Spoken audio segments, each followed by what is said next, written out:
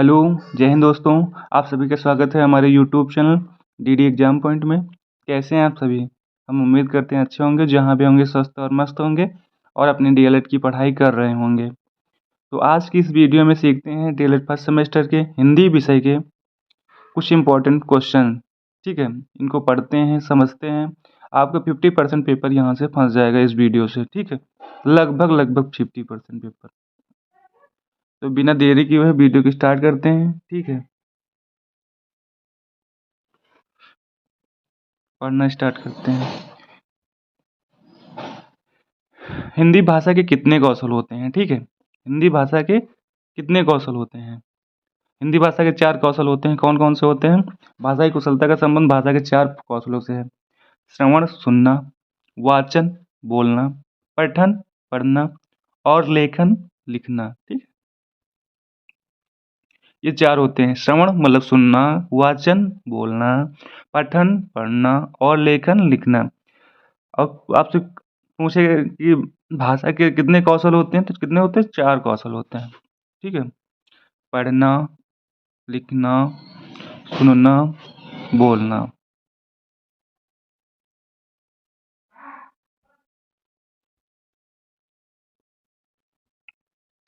कौशल और ज्ञान में क्या अंतर है? ठीक है, अगला क्वेश्चन है, कौशल और ज्ञान में क्या अंतर है? तो ये देखिए, लगभग लगभग थोड़ा डिफरेंस है बस। देखो, ज्ञान क्या होता है? अनुभव या शिक्षा के माध्यम से किसी व्यक्ति द्वारा प्राप्त किए गए तथ्य, सूचना, कौशल और कौशल। ठीक है, किसी विषय के सैद्धांतिक या व्यवहारिक समझ, ये हो गया ज्ञान। ठीक है, कौशल क्या हो गया? कुछ अच्छा करने की क्षमता, विशेषज्ञता या एक विशेष क्षमता। ठीक है, ये हो गई आपकी कौशल। हिंदी भाषा में कितनी ध्वनियाँ हैं? हिंदी भाषा में कितनी ध्वनियाँ हैं? देखिए, शब्द भाषा की सबसे छोटी इकाई वर्ण या ध्वनि कहलाती है। भाषा की सबसे छोटी इकाई क्या कहलाती है? वर्ण या ध्वनि कहलाती है। हिंदी में कुल 52 वर्ण होते हैं, जिसमें स्वरों की संख्या 11 होती है और मूल व्यंजनों की संख्या 33 होती है। 2 अयोग या वा होता है, अन और हा। 2 द्विगुण होता है। ठीक है, 2 द्विगुण होता है, ड और हा, तथा 4 संयुक्त वर्ण होते हैं, छत्री, त्रिशूल, ज्ञानी तथा जो श्री राम वाला श्री होता है वही होता है। ये 4 होते हैं संयुक्त। 2 द्विगुण होते हैं, कौन कौन सा? ड, डडलिया और हाल। ठीक है, 2 अयोगवा होते हैं, एक अन एक आहा। ठीक है, और मूल व्यंजनों की संख्या कितनी होती है? 33 होती है। स्वरों की संख्या कितनी होती है? 11 होती है। और कुल हिंदी में कुल वर्ण कितने होते हैं? 52 होते हैं। बेसिक बेसिक सी बातें हैं, ये तो आपको पता ही होंगी। हिंदी भाषा में ध्वनि क्या है? हिंदी भाषा में ध्वनि क्या है?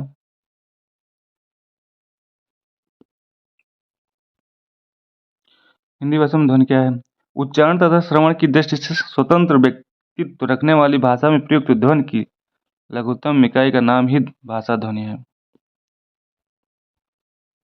आगे देखिए, स्वर कितने होते हैं? 11 होते हैं। कौन कौन से? छोटा बड़ा, छोटी बड़ी, छोटा ऊ बड़ा ऊ, ऋषि, एड़ी, ऐनक, ओखली, औरत। ये कुल 11 स्वर हुए हिंदी भाषा के। ठीक, अनुस्वार अन होता है, विसर्ग आ होता है, व्यंजन कौन होते हैं? देखो, कंठ, कंठ वाले में कौन कौन सा आता है? का, खा, गा, घा, अंगा। तालब वाले में आ जाता है चा, छा, जा, झा, इया। मूर्धन्य में कौन कौन सा आता है? टा, ठा, डा, ढा, ङड़ा। दंत में ता, था, दा, धा, ना। ओष्ठ में पा, फा, बा, भा, मा। अंतस्थ में या, रा, ला, हुआ। ये क्वेश्चन आता है आपका, ये वाला। अंतस्थ में या, रा, ला, हुआ। उसमें सर्जम वाला सा, सरौता वाला सा, खटकोण वाला सा और हाहल। संयुक्त में छात्री, त्रिशूल, ज्ञानी और श्री। द्विगुण व्यंजन में डा, ढा। ठीक है, ये आता है। अभी आगे विस्तार से जानेंगे, अभी इसको हमने शॉर्ट से बता दिए यहाँ पर। वीडियो की शुरुआत में। इन ध्वनियों को मूल रूप से 3 वर्गों में बाँटा जा सकता है: स्वर, व्यंजन, अयोगवाद ध्वनियाँ। ठीक है। स्वर कौन-कौन से होते हैं? वो तो बता ही दिया ऊपर, लेकिन इसकी डेफिनेशन क्या होती है देखिए। स्वर उस ध्वनि को कहते हैं जिसका उच्चारण बिना किसी अन्य ध्वनि की सहायता से होता है। हिंदी भाषा में 12 स्वर, जिन्हें 3 वर्गों में विभाजित किया जा सकता है। मूल स्वर अर्थात वे स्वर जिनका कोई विभाजन नहीं हो सकता, ये संख्या में 4 हैं। अ और अह।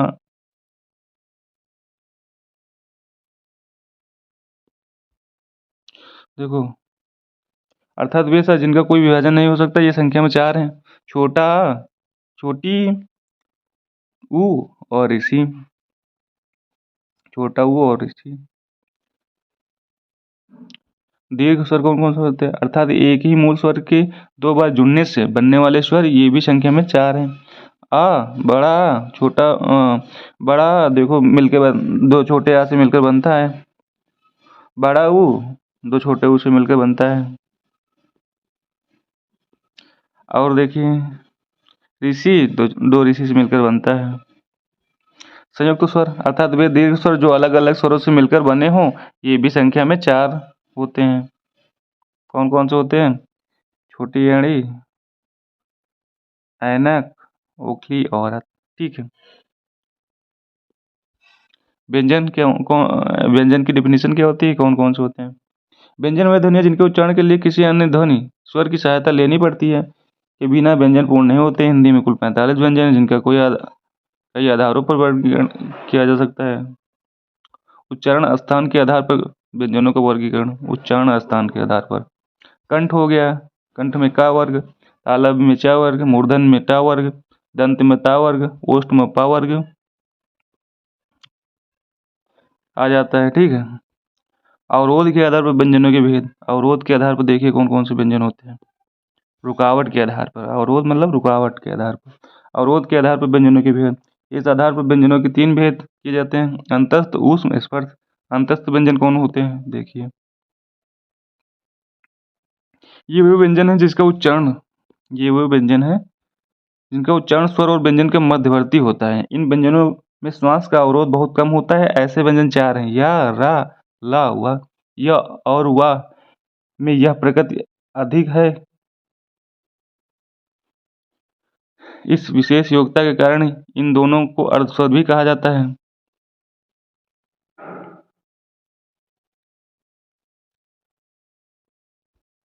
ऊष्म में संघर्ती व्यंजन। ऊष्म को कौन सा दूसरा नाम कौन सा? संघर्ती व्यंजन। ये वे व्यंजन हैं जिनके उच्चारण में विशेष रूप से श्वास का घर्षण होता है। वस्तुतः जीभ तथा होंठों के निकट आने के कारण इनके उच्चारण में वायु रगड़ खाती हुई बाहर निकलती है। वह इसी से संघर्ष घर्षण होता है। ये संख्या में 4 होते हैं: सा, मतलब सलजम वाला सा, खटकोण वाला सा, सरवता वाला सा और हा। आपको ये याद रखना। आपको डेफिनेशन याद नहीं है तो कोई बात नहीं, लेकिन संघर्ती व्यंजन के उदाहरण पूछेगा तो आपको याद रखना है। ठीक है। स्पर्श व्यंजन के उदाहरण पूछेगा तो उसको याद रखना है। ठीक है। अंतस्थ व्यंजन के उदाहरण पूछेगा तो उसको याद रखना है। स्पर्श व्यंजन कौन कौन से होते हैं? ये वे व्यंजन जिनके उच्चारण में जीभ या निचले ओंठ स्थान का स्पर्श करके वायु को रोकता है। इन व्यंजनों को उच्चारण स्थान के आधार पर 5 वर्गों में 5-5 की संख्या में बांटा जा सकता है। वही है का वर्ग, चा वर्ग, टा वर्ग, ता वर्ग, उपा वर्ग। ठीक है। व्यंजनों के अन्य वर्गीकरण देखो। और लंबा टॉपिक था भाई, ये हिंदी के ये मेन टॉपिक आपका यही है। 50% पेपर यहीं से फंसता है। ठीक है आपका, तो ये इंपॉर्टेंट था, इसीलिए इस पर हम ज़्यादा फोकस कर रहे हैं इस वीडियो पर। ये आपको अगर समझ में आ गई तो 50% पेपर आप यहाँ से हल कर ले जाएंगे। व्यंजनों का अन्य वर्गीकरण। व्यंजनों को कुछ और आधारों पर वर्गीकरण किया जाता है। ऐसे 3 वर्गीकरण प्रमुख हैं। देखो, अल्प प्राण व महाप्राण व्यंजन, अघोष व सघोष व्यंजन, संयुक्त व्यंजन। तो ये 3 तरह के हैं। ये बहुत इंपॉर्टेंट है, आपके पेपर में पूछे जा सकते हैं और आपके इंटरव्यू के समय भी पूछे जा सकते हैं, जब आप वाइवा देने जाते हैं तब। देखिए, पहला अल्प प्राण व महाप्राण व्यंजन।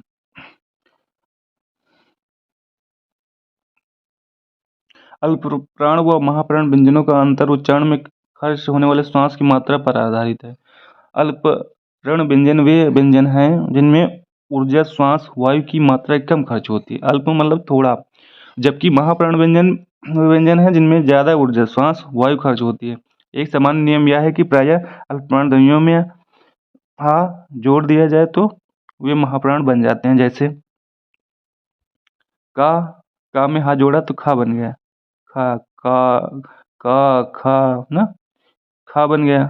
गा में हा जोड़ो घा बन जाएगा। ठीक है, तो अल्प प्राण मतलब थोड़ा समय लेता है और महाप्राण मतलब अधिक समय ले, तो उसमें हा जोड़ दिया जाए तो महाप्राण बन जाता है। ठीक है, हिंदी के वर्गीय व्यंजनों में पहले व तीसरे व्यंजन को अल्प प्राण, पहले व तीसरे व्यंजन को अल्प प्राण कहते हैं तथा दूसरे व चौथे व्यंजन को महाप्राण कहते हैं। जैसे का हो गया, ठीक है, और ये हो गया आपका गा हो गया। ठीक है, पहले व तीसरे व्यंजन अल्प प्राण होते हैं, ठीक है, तथा दूसरे व चौथे व्यंजन महाप्राण होते हैं। जैसे का और गा अल्प प्राण हो गया, तो और खा और घा क्या होंगे, महाप्राण होंगे। ठीक है, खा और घा महाप्राण होंगे। ठीक है, ऊपर दिखाया ही है। इसके अतिरिक्त अंतस्थ व्यंजन, और देखो कुछ एक्सेप्शनल है, इसके अतिरिक्त अंतस्थ व्यंजन या रा लावा अल्प प्राण होते हैं, जबकि ऊष्म व्यंजन सा सा सा हा महाप्राण होते हैं। ये इम्पोर्टेंट है, ये पॉइंट इम्पोर्टेंट है आपका। अघोष व सघोष व्यंजन,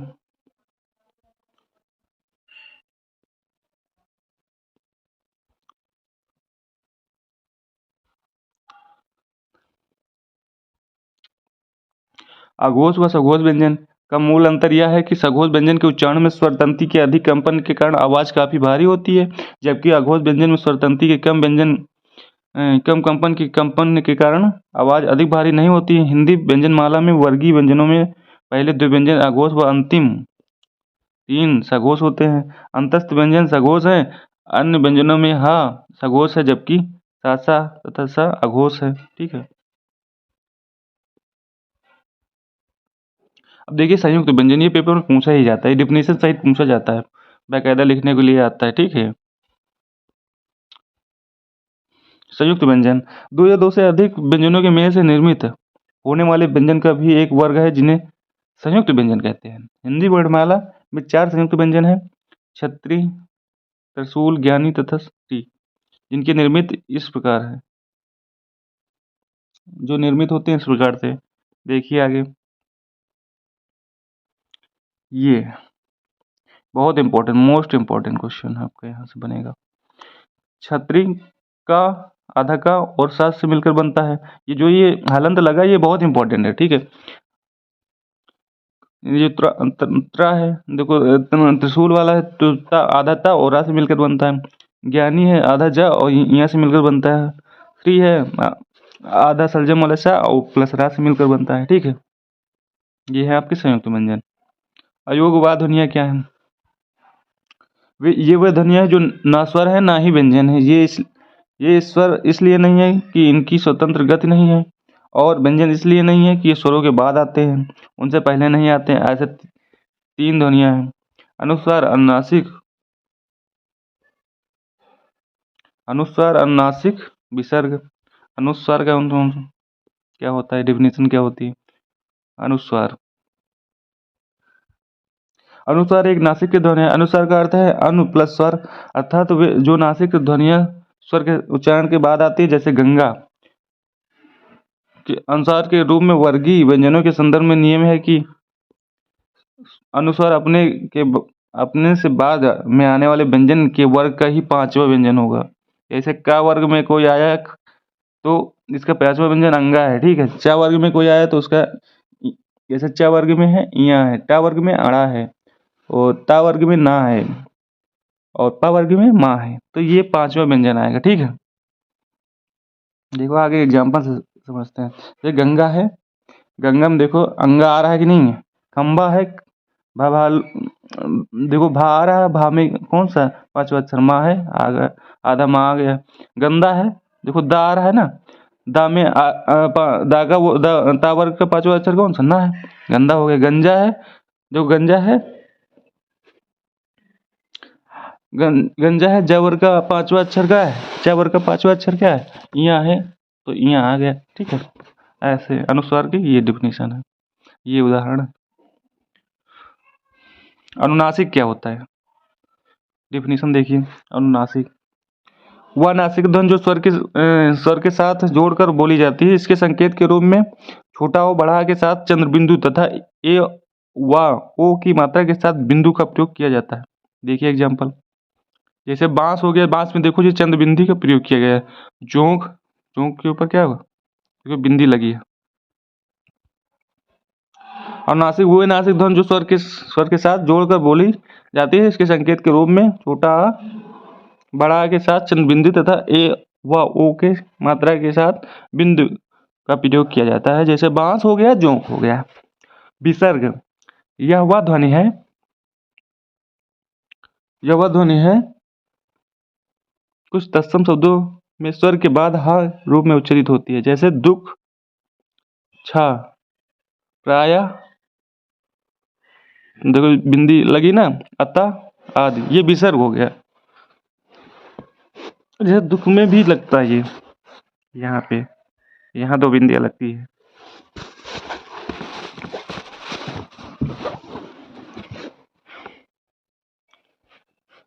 यहाँ यह ध्यान रखना आवश्यक है कि वर्णमाला में अनुस्वार और अनुनासिक ध्वनियों की गणना एक ध्वनि के रूप में की जाती है।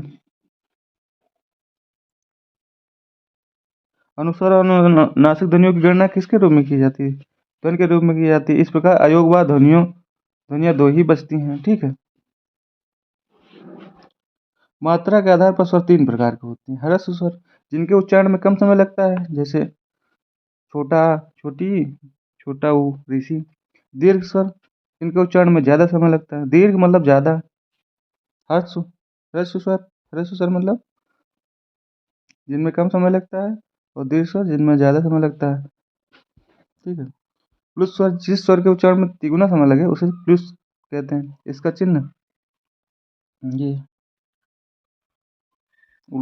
कुछ यश के जैसा, जैसे सुनो, राम, ओम। ठीक है, ये वाले प्लुस स्वर होते हैं, जिनको बोलने में तिगुना समय लगे, 3 गुना समय लगे। ठीक, ओम ऐसे बोलते हैं ना ये, तो लंबा लगता है, समय ज़्यादा लगता है। ठीक है, ससर वाचन की गुण या विशेषताएं देखिए क्या है। ससर वाचन की गुण या विशेषताएं: शुद्ध उच्चारण करना, स्पष्ट उच्चारण करना, स्वर माधुर्य के साथ वाचन, उचित वाचन मुद्रा का प्रयोग, स्वाभाविकता। ये क्या है? गुण या विशेषताएं हैं। उचित बल एवं विराम का प्रयोग, उचित ध्वनि निर्गम का प्रयोग, उचित लय एवं गति का प्रयोग।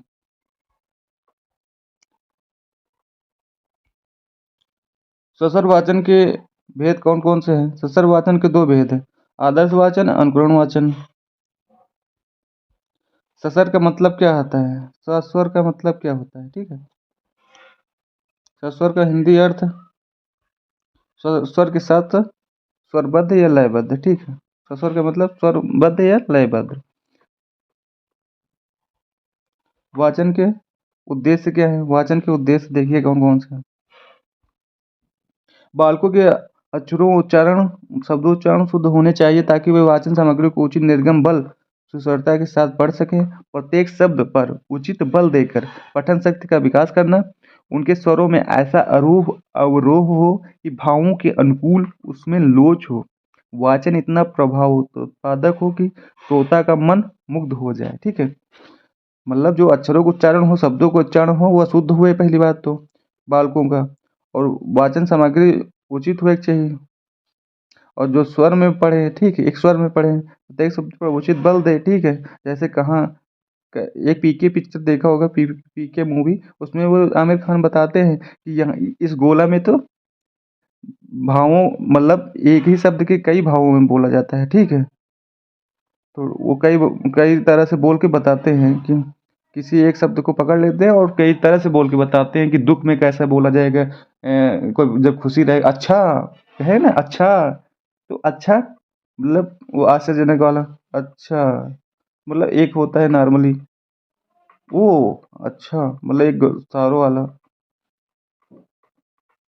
तो ऐसे बताते हैं वो पीके मूवी। आगे देखिए, पठन वाचन के प्रकार। ससुर वाचन, मौन वाचन। और ससुर वाचन के अंतर्गत व्यक्तित्व वाचन और सामूहिक वाचन आता है। और व्यक्तित्व वाचन के अंतर्गत आदर्श वाचन और अनुकरण वाचन आता है। मौन वाचन के अंतर्गत गंभीर वाचन और द्रुत वाचन आता है।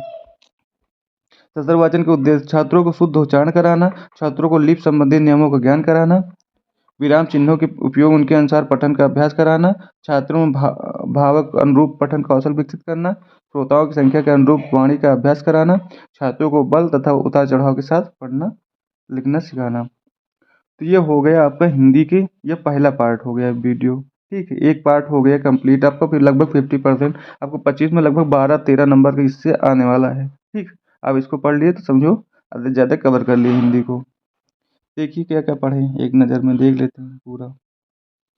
पहले भाषा कौशल कितने होते हैं, ठीक है, फिर कौशल और ज्ञान में अंतर क्या होता है, हिंदी भाषा में कितनी ध्वनियाँ होती हैं, हिंदी भाषा में ध्वनि क्या है, ठीक, डिफिनीशन जाना, अंतस्थ व्यंजन क्या होता है, संयुक्त व्यंजन क्या होता है, द्विगुण व्यंजन क्या होता है, ऊष्म व्यंजन क्या होता है, स्वर व्यंजन क्या होता है, व्यंजन क्या होता है, योगवाद ध्वनिया क्या होती है, स्वर क्या होता है, मूल स्वर क्या होता है, दीर्घ स्वर क्या होता है, संयुक्त स्वर क्या होता है, ठीक है, व्यंजन क्या होता है, अवरोध के आधार पर व्यंजनों के प्रकार, अंतस्थ व्यंजन हो गया, ऊष्म व्यंजन या संगृति व्यंजन, स्पर्श व्यंजन हो गया, ठीक है। व्यंजनों के अन्य वर्गीकरण जैसे अल्प अल्प प्राण व महाप्राण व्यंजन क्या होते हैं, अघोष व सघोष व्यंजन क्या होते हैं, संयुक्त व्यंजन क्या होते हैं, ठीक है। इनको पढ़ा, उसके बाद हमने अंतस्थ व्यंजन क्या होता है, ठीक है, इसको भी समझा, संयुक्त व्यंजन क्या होता है इसको भी अच्छे से समझा, डिफिनीशन के साथ समझा, अयोग ध्वनियाँ क्या होती है इनको भी डिफिनीशन के साथ समझा, अयोग अयोग व ध्वनिया के भी कितने भेद हैं, 3 भेद हैं उनको समझा, अनुस्वार क्या है, ये भेद है, अनुस्वार, अनुनासिक, विसर्ग, फिर हमने ये समझा अनुस्वार क्या है, अनुनासिक क्या है, ठीक है, विसर्ग क्या है, और उसके बाद हमने समझा फिर सस्वर वाचन के गुण विशेषताएं, सस्वर वाचन के भेद कौन कौन से होते हैं, वाचन का उद्देश्य क्या होता है, पठन वाचन मतलब इसका वर्गीकरण का फिगर देखा, सस्वर वाचन का उद्देश्य देखा। तो इस वीडियो में बस इतना ही, मिलते हैं अगले वीडियो में, ठीक है। इसको आप अच्छे से पढ़ लीजिए, आपका लगभग 50% पेपर इसमें कवर हो गया, ठीक है, आप अच्छे से लिख लीजिए। तो इस वीडियो में बस इतना ही। जय हिंद दोस्तों। अगर चीज़ें पसंद आ रही हैं, पढ़ाई और पसंद में समझ में आ रहा है तो आप हमारे चैनल को लाइक करिए, सब्सक्राइब करिए, शेयर करिए अपने दोस्तों में। जय हिंद।